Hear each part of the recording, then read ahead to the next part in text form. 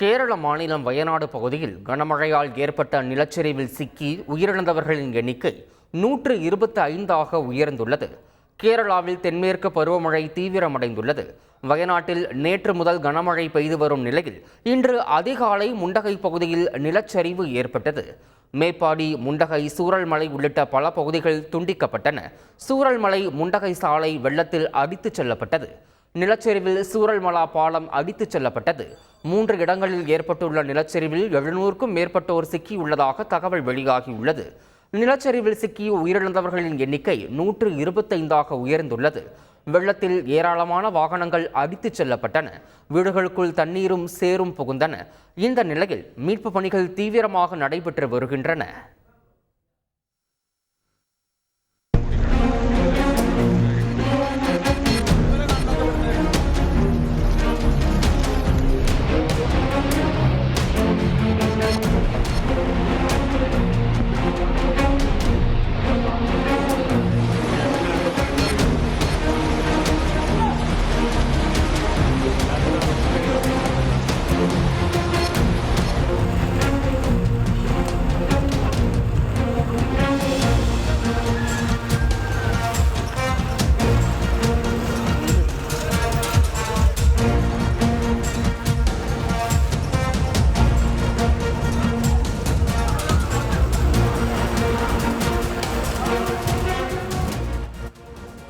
வெள்ளக்காடாக காட்சியளிக்கும் கேரள மாநிலம் வயநாட்டில் இடைவிடாமல் மீட்பு பணி நடைபெற்று வருகிறது. தண்ணீர் அதிகம் தேங்கியுள்ள பகுதிகளில் உள்ளவர்களை பாதுகாப்பாக மீட்ட கோவை மாவட்ட சூலூர் விமானப்படையினர் உயிரிழந்த சடலங்களையும் மீட்டுள்ளனர்.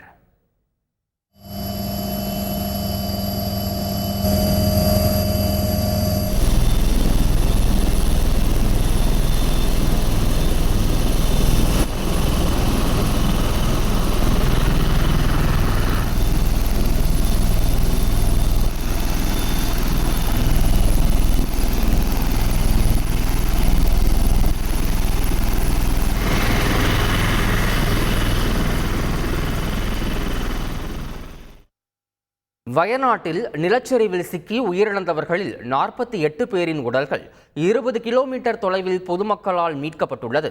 அதிர்ச்சியையும் சோகத்தையும் இந்த சம்பவம் ஏற்படுத்தியுள்ளது. வயநாடு மாவட்டம் மேற்படி ஊராட்சியில் முண்டக்கை பகுதியில் தொடர் நிலச்சரிவு ஏற்பட்டதில் உயிரிழந்தவர்கள் சடலமாக மீட்கப்பட்டு வருகிறார்கள். பலர் மண்ணில் புதைந்து இருக்கலாம் என மீட்பு பணிகள் தீவிரமாக நடைபெற்று வரும் வேளையில் ஏராளமானவர்கள் வெள்ளத்தில் அடித்துச் செல்லப்பட்டிருப்பதாகவும் கூறப்படுகிறது. அப்படி அடித்துச் செல்லப்பட்டவர்கள் 20 கிலோமீட்டர் தொலைவில் மலப்புரம் மாவட்டம் போத்துக்கல்லு பகுதியில் பாயும் சாலி ஆற்றில் சடலமாக மீட்கப்பட்டிருக்கிறார்கள். குழந்தைகள், சிறுவர்கள் உட்பட 48 பேரது சடலங்கள் அங்கு பொதுமக்கள் மற்றும் தீயணைப்பு துறையினரால் மீட்கப்பட்டிருப்பதாக தெரிவிக்கப்பட்டுள்ளது. பல சடலங்கள் அரைகுறையாகவே வெள்ளத்தில் இழுத்துச் செல்லப்பட்டுள்ளன. கால்கள், கைகள், தலை என தனித்தனியாக இழுத்துச் செல்லப்பட்ட நிலையில் அவற்றை அப்பகுதியினர் மீட்டு அங்குள்ள மருத்துவமனையில் வைத்துள்ளனர். ஆற்றில் பெருக்கெடுத்த வெள்ளத்தின் வேகம் குறைந்துள்ளதால் மீட்பு பணி நிறுத்தப்பட்டுள்ளது. மீண்டும் புதன்கிழமை காலை 7 மணி முதல் பணியை தொடர தீயணைப்பு துறையினரும் பொதுமக்களும் திட்டமிட்டுள்ளனர். கேரளா இப்போது கண்டிருக்கும் நிலச்சரிவு இதுவரை இல்லாத மிகப்பெரிய பாதிப்பு என அம்மாநில முதல்வர் பினராயி விஜயன் தெரிவித்துள்ளார். வயநாடு நிலச்சரிவு சம்பவம் தொடர்பாக திருவனந்தபுரத்தில் பினராயி விஜயன் செய்தியாளர்களிடம் பேசினார். அப்போது இப்போது முண்டக்கையில் ஏற்பட்டிருக்கும் நிலச்சரிவு இதுவரையில் கேரளா பார்த்திராத மிகப்பெரிய பாதிப்பு என்றார். நிலச்சரிவில் தூங்கச் சென்றவர்கள் பாதிக்கப்பட்டிருக்கிறார்கள். பிரதமர் மோடி, எதிர்க்கட்சித் தலைவர் ராகுல் காந்தி, தமிழக முதல்வர் ஸ்டாலின் தொடர்பு கொண்டு உதவியளிப்பதாக உறுதியளித்தனர் என பினராயி விஜயன் தெரிவித்தார். மீட்பு பணிகள் முழுவீச்சில் நடப்பதாக தெரிவித்தவர், பேரழிவு பாதிப்பு பகுதியாக அறிவிக்கப்பட்ட இடத்தில் நிலச்சரிவு ஏற்படவில்லை என்றும் இப்போது நிலச்சரிவு ஏற்பட்ட இடம் மனித நடமாட்டம் இல்லாத பகுதி என்றும் குறிப்பிட்டார்.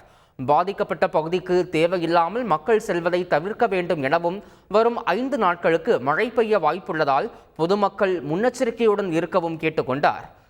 2018 வெள்ளத்தில் கேரளா பாதிக்கப்பட்ட போது உதவியது போல் இப்போதும் பாதிக்கப்பட்டவர்களுக்கும் உதவுமாறு கேட்டுக்கொண்டுள்ளார்.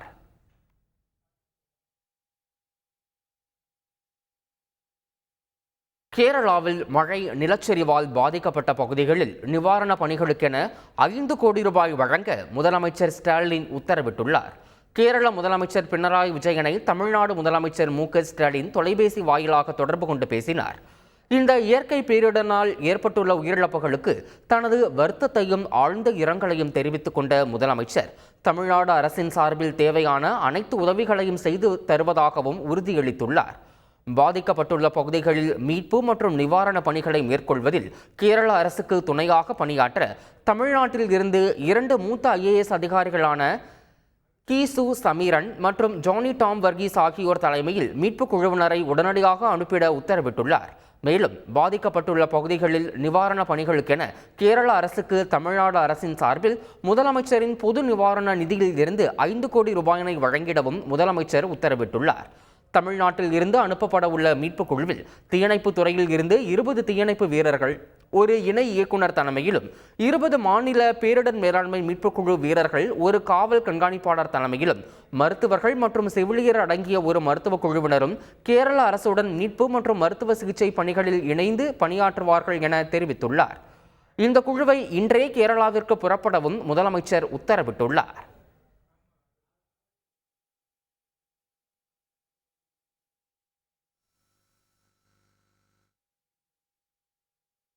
கேரள மாநிலம் வயநாடு மாவட்டத்தில் ஏற்பட்ட நிலச்சரிவில் சிக்கி உயிரிழந்த நீலகிரி மாவட்டத்தைச் சேர்ந்த காளிதாசின் குடும்பத்திற்கு ஆறுதல் தெரிவித்துள்ள தமிழக முதலமைச்சர் ஸ்டாலின் அவரது குடும்பத்திற்கு 3 லட்சம் ரூபாய் முதலமைச்சரின் பொது நிவாரண நிதியில் இருந்து வழங்க உத்தரவிட்டுள்ளார்.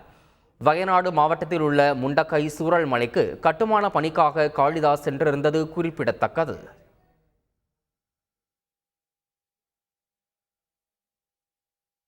வயநாடு நிலச்சரிவை இயற்கை பேரிடராக அறிவித்திருக்கும் கேரள அரசு மாநிலத்தில் ஜூலை 30, 31ஆம் தேதிகளில் துக்க தினம் அனுசரிக்கப்படும் என அறிவித்துள்ளது.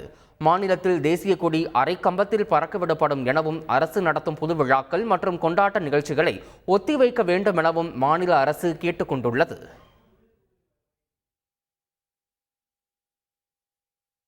கேரள மாநிலத்தில் கனமழை தொடரும் என்ற வானிலை மதிப்பீட்டின் அடிப்படையில் 11 மாவட்டங்களில் கல்வி நிறுவனங்களுக்கு புதன்கிழமையன்று விடுமுறை அறிவிக்கப்பட்டுள்ளது.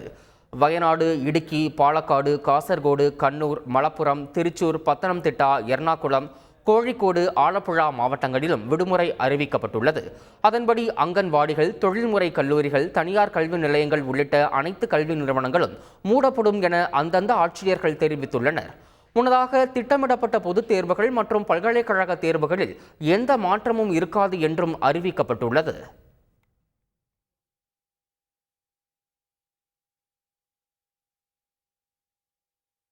வயநாட்டில் நிலச்சரிவால் பாதிக்கப்பட்ட மேப்பாடி பகுதியில் இராணுவம் மீட்பு பணிகளில் தீவிரமாக ஈடுபட்டுள்ளது.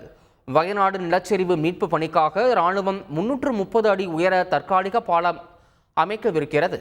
வயநாட்டிற்கு சிறிய பாலங்களை விமானம் மூலம் கொண்டுவர முயற்சிகள் மேற்கொள்ளப்பட்டு வருகின்றன. கோழிக்கோடு இராணுவ முகாமில் மீட்பு பணியை ஒருங்கிணைக்க கட்டுப்பாட்டு அறை அமைக்கப்பட்டுள்ளது. திருவனந்தபுரத்தில் இருந்து வயநாட்டிற்கு 2 இராணுவ குழுக்கள் அனுப்பி வைக்கப்பட்டிருப்பதாக தெரிவிக்கப்பட்டுள்ளது. ஏற்கனவே 200 இராணுவ வீரர்கள் மற்றும் 3 மருத்துவ குழுவினர் மீட்பு பணியை தொடங்கியுள்ளனர்.